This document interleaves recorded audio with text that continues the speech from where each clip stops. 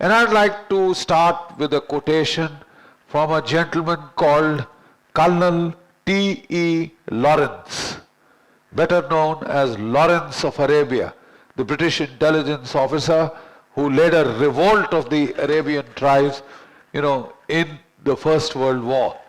In the dusty recesses of their minds, they wake up by day to find that it is vanity. But the dreamers of the day are dangerous men, for they act their dreams with their eyes open to make it possible.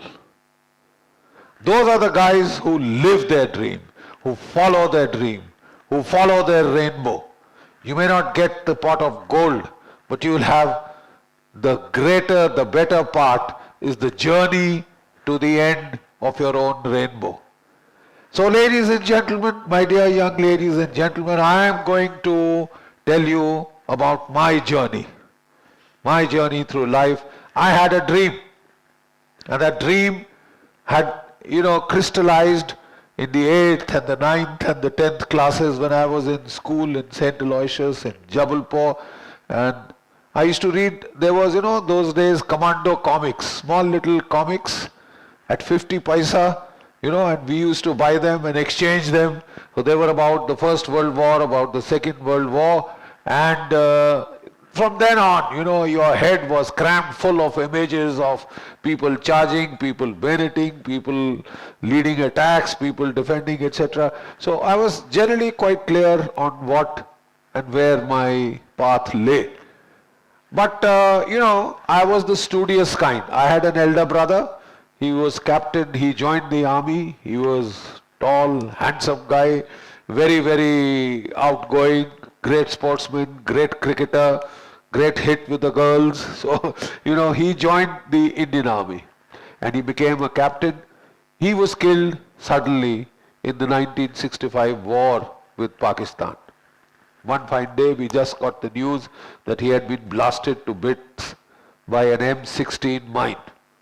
This is a mine that jumps up, comes up till your waist and then explodes. So, there is very little of you that can be left. We didn't get his dead body. We just got a copper urn, with his ashes. They collected whatever pieces they could, the unit, and then they sent it back to us. So I was quite shocked.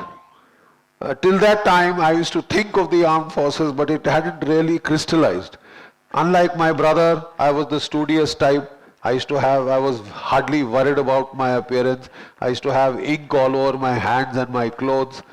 Half the time I used to be in the library and not much of a sportsman, etc., etc. So my dad said, I think you should try for the IAS. You will make a good babu.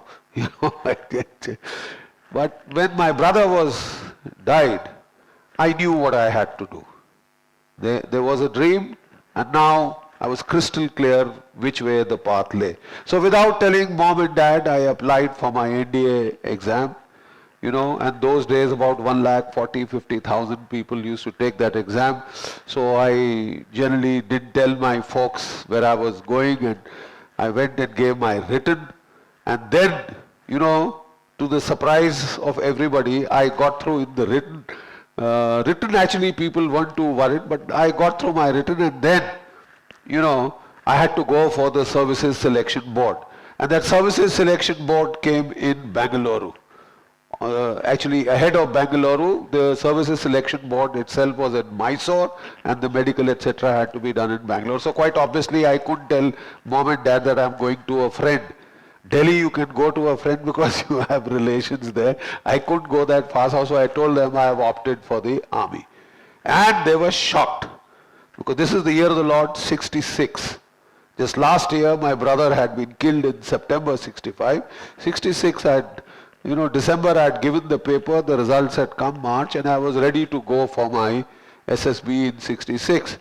So there was a big tamasha in the house, big furor, big fight. Who the hell told you? Why did you do it without asking us? And हमारी family ने ठेका ले रखा है कि हम ही को भेजने हैं बच्चे फौज के अंदर, and etc. etc. So then my dad said, okay, let it be a trial run for your IAS. I want you to join. He had a dream. One of my boys will be in the IAS. Okay. So I went and I gave my SSB, and Dad said, look, you won't make it. So I'm quite sure, because you're not the type, you're not the military type, so you won't make it. So I said, okay, fine, Dad, let's see. So we went and gave that exam, and of course that SSB, Service Selection Board. And then the final merit list came out. And to everybody's surprise and my own, I was number 2 in the All India merit list in the Army, Navy, in the Air Force. So then I went to my dad and I said, Dad, it's not, now let me go. See, I've done well and all that. You said I won't make it. So now he said, no, this was a trial run for the IAS. And then he refused to let me go.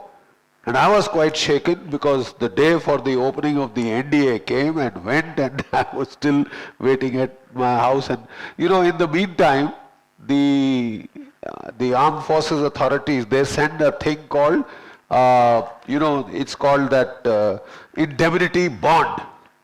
So your mom, your dad has to sign that indemnity bond that if in the course of the training in the National Defence Academy your son gets killed, he gets injured, he loses his arm, leg, foot, eye, arm, whatever, etc., you won't claim any compensation from the government.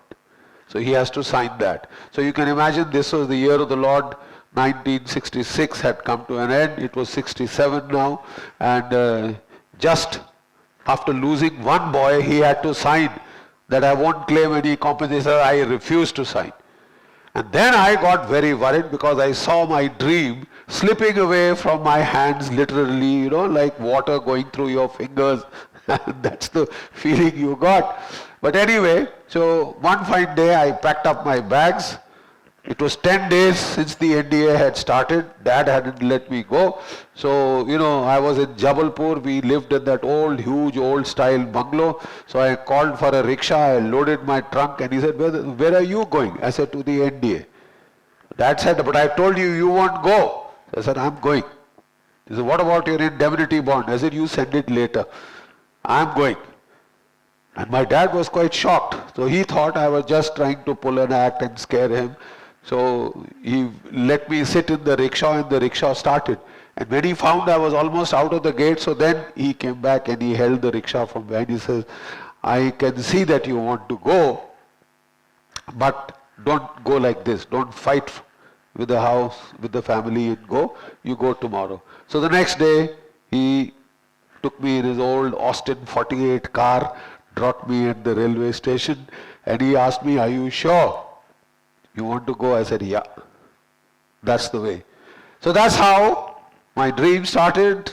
A day later, I was at Pune, the National Defence Academy, sun-kissed, bright day. And I don't know how many of you have been to the NDA. You must go there. It's a grand sight. We've got the Sudan block, the building. The government of Sudan had given us about 80,000 pounds those days, which was a princely sum.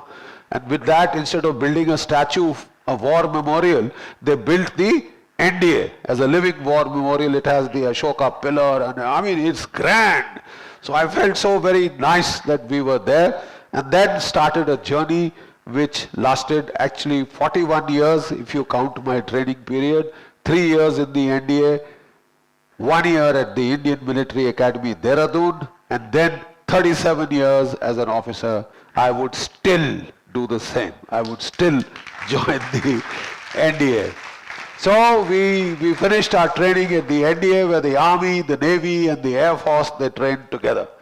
And it is ragda of the highest order, but they really take good care of you and you bond.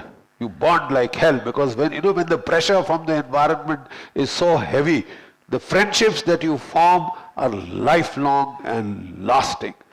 And you may have just heard that the Army Chief, the Navy Chief and the Air Chief, that we had the highest soldier of this country. And then from there we went to the Indian Military Academy, Dehradun. We were given 10 days leave to see Mama and Papa. Okay? And at the end of it, we got into trains, Half of us went to the Western Front, most of us went to the front in Bangladesh. And I remember I had gotten into the Assam mail, so about 25, 30 of us who were coming from various places assembled, and Assam mail broad gauge, then it used to change into Assam mail meter gauge, and finally, we landed up at Siliguri. This was 25th of November, we were at Siliguri. And when we got down, again, a bright, cheerful winter morning like this, and when we got down at that railway station, we could see thousands of troops with steel helmets, with their rifles, with bayonets, gleaming in the sun. That station had no shed those days. It used to be out in the open. And the bayonets were shimmering in the sunlight. And the first thing that your eyes flashed was with those bayonets, So we got down. We were not sure when we would see one another again, how many of us would live, So we were hugging one another, bye-bye, and bye, great chap, good chap, jolly good fellow, etc. So our boys came up to us, saluted and said, "Saab, jaldi karo, Paltan Bangladesh mein hai.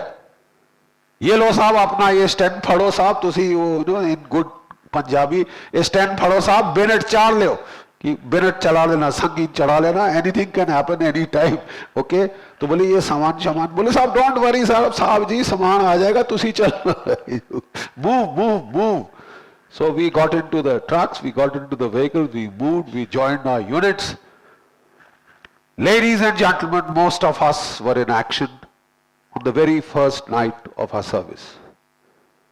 I'm sorry to state that many of my very dear friends were killed on the first night of our service. Our parents got our pension before we got or ever could get our first pay. Right? We were killed. Those boys were killed on the battlefield. They had given up their lives for their country on the first day of service. Number of them who were good runners is very strange. The guy who was best at cross-country running, marathons and all that in 14 days we had changed the map of South Asia.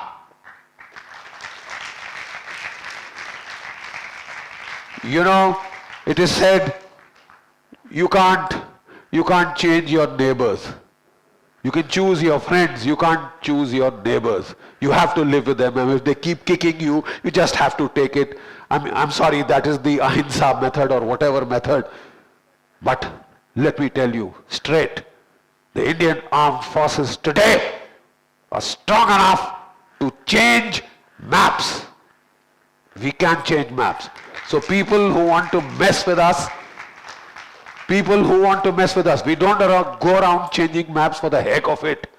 But if people want to mess around with us, if they want to keep killing Indians, innocent Indian women and children, because this is what the terrorists have been doing for the last 30 years.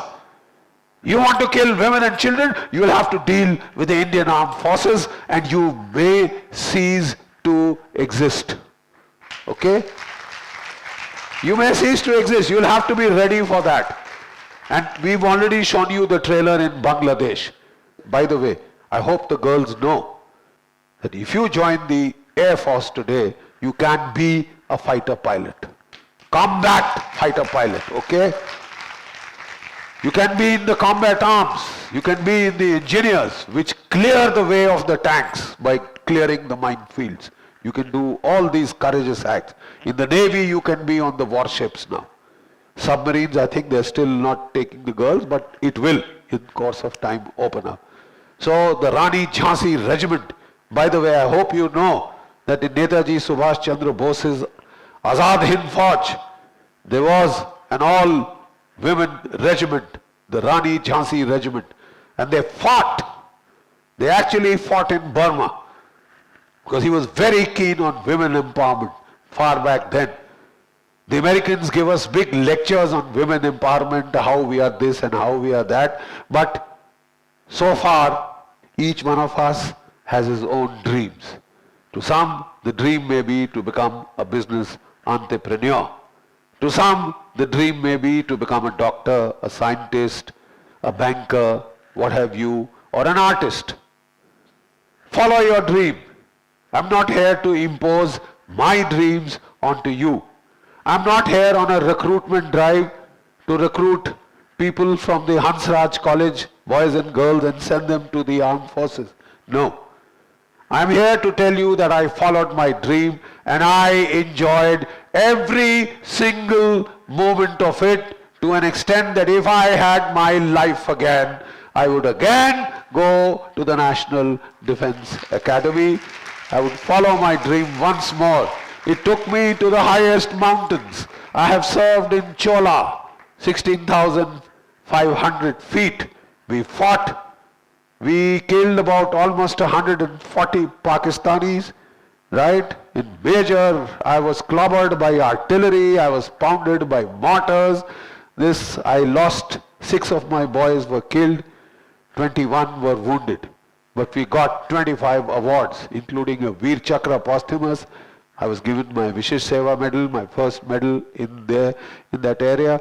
And of course, one of the things that happened to me there was that those days the dead bodies were not sent back. They were not sent back. And you had to cremate them there itself, right? And the commanding officer had to light the torch, right? And when I cremated 6 of my boys, I went white. At 38, I had white hair. And that's one of the prices that you pay for being a leader in combat. But the very simple thing is that the ethos in the armed forces is follow me. Mere piche move. This is the only order you give in the battlefield. My shoulders are broad enough for 1,000 men to line up behind me in single file. I will lead the charge. And that is what the Indian Army officers do. They lead from the front. They set the example. I don't say, Jawano, aage bado, main yahan patthar ke piche hu. You bloody well lead yourself. Long career of mine, 50% of my service was in combat, live combat. Boys to my left, boys to my right have died. I have seen the intestines of a soldier coming out, hit by shell. The intestines spilling out. And I hope you understand that your large intestine is 6 foot long. It will change you forever. But that is the price you pay for being a soldier.